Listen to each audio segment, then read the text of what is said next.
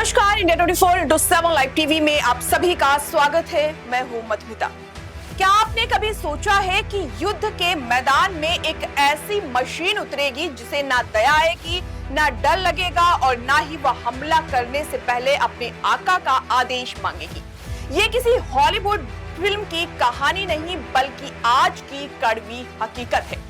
विज्ञान की दुनिया में जिसे लेथल ऑटोनोमस वेपन सिस्टम्स यानी लॉज कहा जाता है, वह अब दुनिया के लिए सबसे बड़ा सिरदर्द बन चुका है।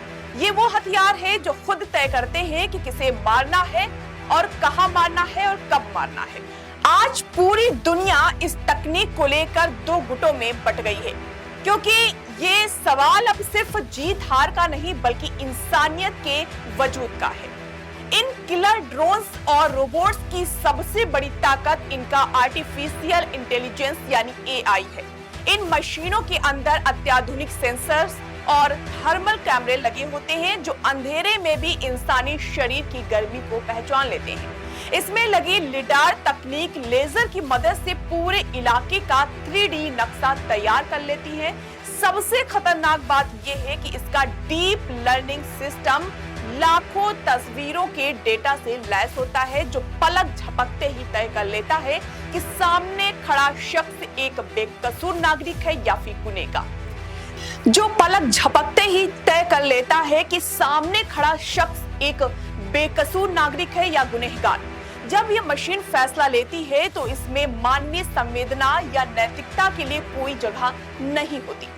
दुनिया के कई देशों ने पहले ही ऐसे हथियार तैयार कर लिए हैं जो दुश्मन की रूह कपा रहे हैं। इजराइल का हारो ड्रोन घंटों आसमान में मंडराता रहता है और जैसे ही इसे दुश्मन के रडार का सिग्नल मिलता है, ये खुद जाकर उससे टकरा जाता है।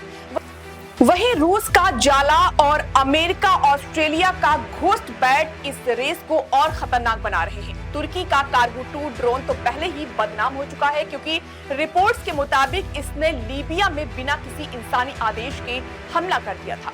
ये ड्रोन लाइटनिंग म्यूनिशन तकनीक पर चलते हैं, यानी ये तब तक आसमान में शिकारी की तरह घूमते हैं जब तक उसे कोई शिकार नहीं मिल जाता। इतनी ताकतवर तकनीक होने के बावजूद ऑस्ट्रेलिया और न्यूजीलैंड जैसे 30 से ज्यादा देश इन पर पूर्ण प्रतिबंध लगाने की मांग कर रहे हैं। सबसे बड़ा डर ये है कि अगर एआई के एल्गोरिदम में कोई छोटी सी भी चूक हुई तो वो किसी स्कूल या अस्पताल को सैन्य ठिकाना समझकर तबाह कर सकता है। अगर ये मशीनें हैक हो गई तो ये अपने ही देश के खिलाफ तबाही मचा सकती है।